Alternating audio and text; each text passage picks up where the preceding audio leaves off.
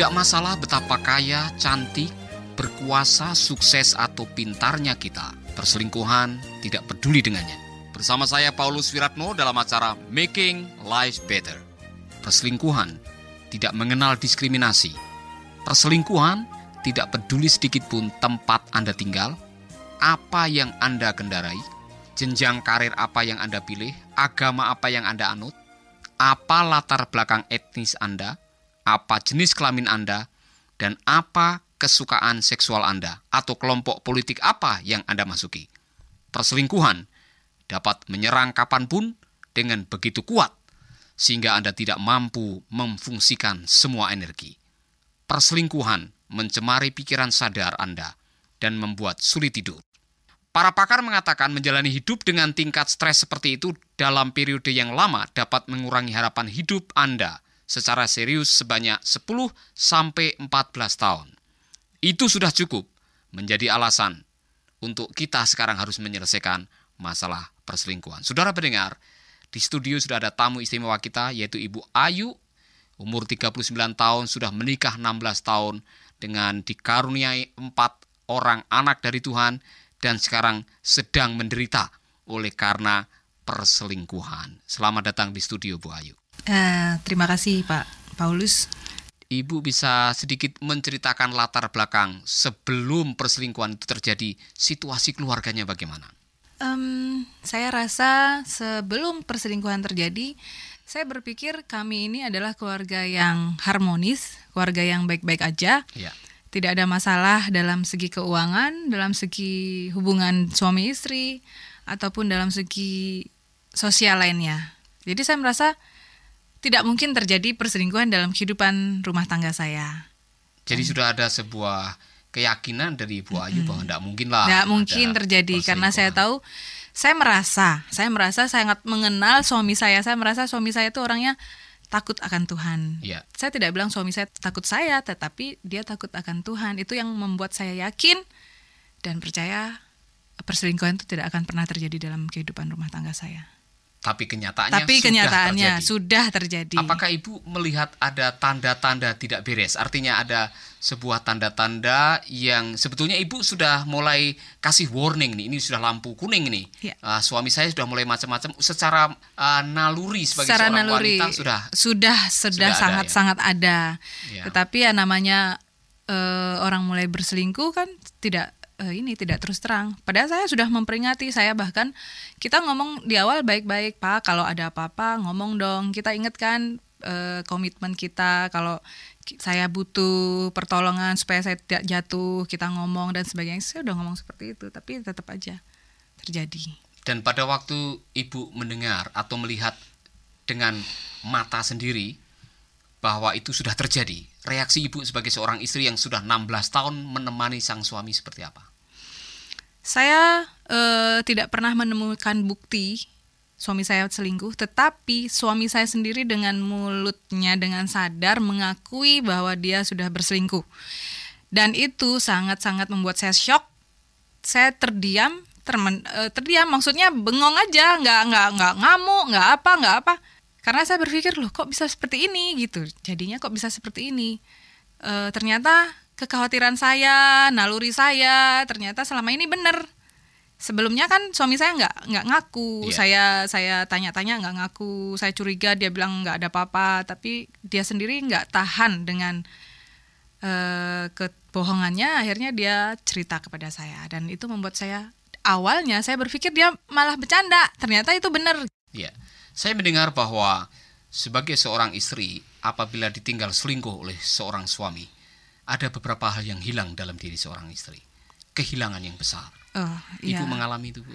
Sangat-sangat mengalami. Saya selama ini merasa jadi istri yang dihargai, jadi istri yang disayang, itu semua hilang. Saya merasa harga diri saya merasa saya kehilangan banyak hal yang hilang dari kehidupan saya, dan kejadian ini sudah 2 tahun yang lalu. Yeah. Sekarang ini saya sudah dalam proses memulihkan diri, sehingga saya sudah lupa apa sebenarnya yang saya memang mau melupakan semua itu. Yeah. Gitu. Saya harap saya tidak mengungkit-ungkit lagi.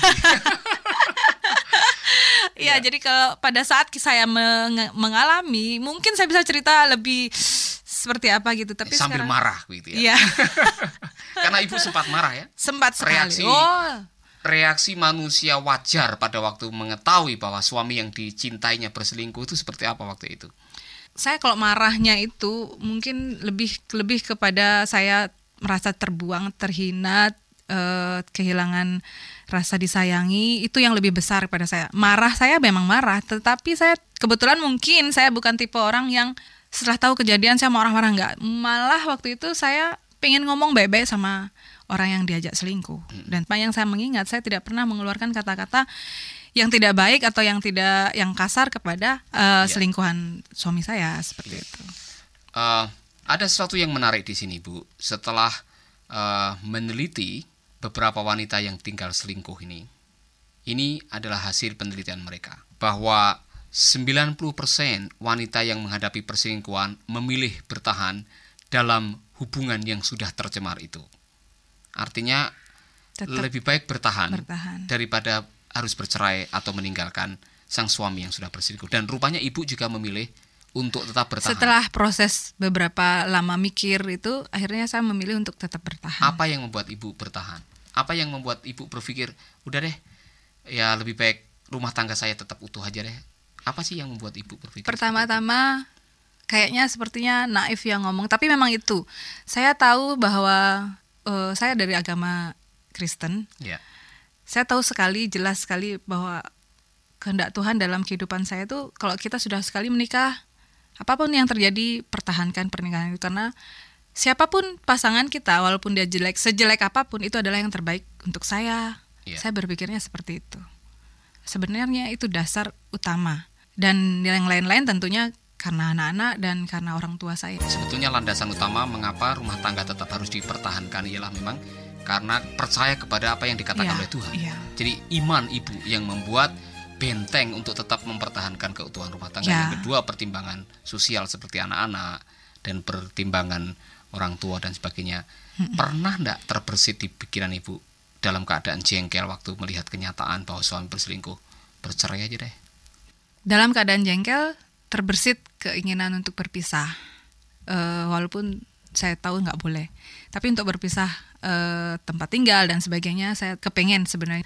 Itu karena kejengkelan dan ingin aduh udah deh, kamu sama cewek itu deh, rasain sama dia, udah saya sendiri dulu gitu, supaya dia kayaknya gini ya, perasaan saya kalau dia berselingkuh, kita tahan-tahan, terus dia sama kita, dia sementara dia ingin terus sama perempuan yang diajak selingkuh, itu rasanya sepertinya kita malah membuat dia malah benar-benar kepengen sama, maksudnya penasaran. Jadi saya kepengennya bukan mau bercerai, tapi saya mau ngasih kesempatan buat dia, oke, nikmati perselingkuhanmu bersama itu cewek, saya dengan anak-anak. Cuman masalahnya itu nggak bisa terrealisasi karena ternyata orang yang diajak berselingkuh tidak bisa seperti itu. Jadi dia masih berstatus mahasiswa, pasti punya keluarga. Jadi nggak mungkin dilakukan tahun-tahun ini seperti itu. Ada nggak di benak ibu untuk seperti begini, kamu harus memilih deh antara aku atau dia? Ada nggak? Ada. Dan itu sudah saya lakukan. Dan saya sangat shock sekali ketika suami saya benar-benar dia tidak memilih saya atau dia memilih kami berdua. Kalau seandainya saya mau meninggalkan, berarti dia anggap saya meninggalkan dia. Karena dia tidak pernah mau meninggalkan saya dan tidak pernah mau meninggalkan pasangannya. Dia berkata kepada saya akan menikahi dia, terserah kamu mau atau tidak. Tapi dia berharap saya mau. Seperti itu. Yang saya kagum dengan ibu, karena dalam waktu 2 tahun ini, ibu dengan segala macam upaya berusaha untuk memulihkan rumah tangga, tapi juga memulihkan diri ibu sendiri gitu.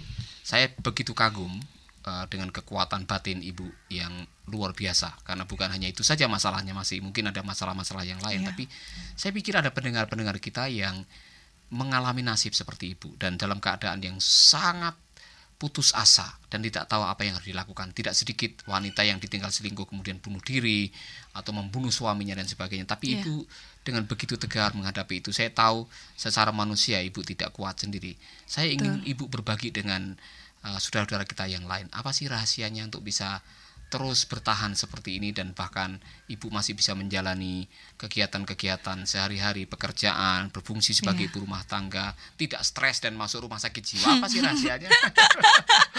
Aduh, sebenarnya saya tuh mungkin bisa seperti itu, harusnya saya bisa stres gila. Dan memang sebenarnya saya sempat kinerja saya sempat turun, terganggu. Rahasia saya memilih teman-teman yang bisa menguatkan saya, dalam arti saya curhat, kita curhat itu ke orang-orang yang kayaknya bisa menyelamatkan kita, bukan yang malah menjerumuskan kita. Itu satu. Kedua, saya baca buku-buku positif. Buku-buku itu sangat menolong. Di awal, sebelum saya bercerita kepada teman-teman, termasuk pada Pak Paulus, pendeta, saya tuh membaca buku-buku positif. Itu banyak menolong saya, dan saya yang saya rasakan karena juga mungkin iman atau pengajaran-pengajaran dari firman Tuhan yang juga sudah ada di dalam hati saya. Jadi sudah ada landasan yang kuat. Sudah ada landasan yang kuat itu. Tetapi tetap aja, karena ini kan proses perselingkuhan ini kan proses. Setelah kita rasa baik-baik, atau ada lagi kejadian-kejadian, kembali saya down. Tapi kembali lagi saya mencari firman Tuhan, ke gereja, berbagi dengan beberapa orang yang saya percaya. Itu aja. Jadi ada poin yang menarik di sini, bahwa ibu tidak menanggungnya sendiri. Sharing, berbagi rasa dengan orang lain ternyata bisa menolong kita gitu, bisa mengurangi beban moral, beban penderitaan yang sedang kita terima. Dan disitulah juga kita mendapatkan kekuatan-kekuatan atau masukan-masukan dari sahabat-sahabat kita yang memang concern dengan apa yang sedang terjadi. Karena memang ada kadang-kadang kalau salah pilih orang, justru itu yang bahaya. Dikompor-kompori kan. Kamu masa kamu secantik itu, kamu ditinggal selingkuh, kamu juga bisa selingkuh aja kan, bisa aja. Ada beberapa sempat itu keluarga biasanya. Kita nggak mungkin ngomongin semua ini di awal. Kalau untuk ngomong itu rasanya malu, Pak. Untuk menceritakan ini kan seperti mengungkapkan aib. Aib saya. Sekarang saya berpikir, karena ini Pak, saya tuh punya pikiran bahwa saya punya kebanggaan, saya punya suami yang setia sama saya sebelumnya. Dan selama ini begitu dibangga-banggakan. Begitu saya bangga-banggakan di hadapan semua orang. Saya bela itu. Bahkan di awal ketahuan perselingkuhan itu bukan saya yang tahu, Pak. Saudara-saudara yang tahu duluan, dan mereka mengatakan kepada saya itu semua, dan saya semua menolak, tidak percaya. Saya tahu siapa suami saya seperti itu. Dan alangkah malunya kalau ternyata seperti ini gitu loh. Jadi beban moralnya tambah lagi kan? Tambah lagi. Harus memulihkan citra keluarga, memulihkan apa yang pernah diucapkannya. Dan saya bisa memahami kalau mungkin saya dalam posisi ibu, saya udah gila itu kali ya.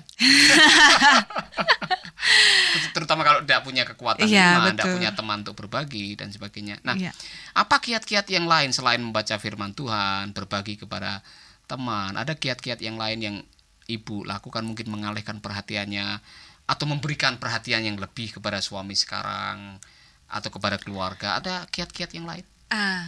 Mungkin ini, saking bandelnya suami, artinya nggak bertobat gitu loh. Sudah dikasih tahu secara halus, secara baik-baik, secara kasar pun pernah ya, kita namanya pernah berantem dan sebagainya.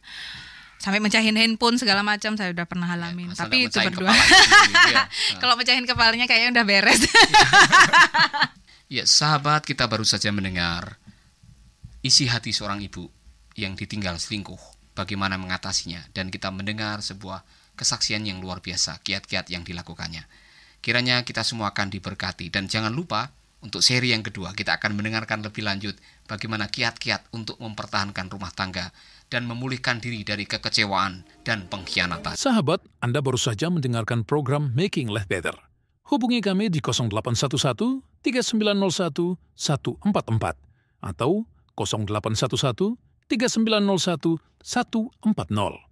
Mari dukung pelayanan Making Life Better melalui rekening BCA 66 900 30525. Sekali lagi, 66 900 30525. Atas nama Paulus Wiratno. Terima kasih, Tuhan Yesus memberkati. Making life better, bikin hidup lebih baik.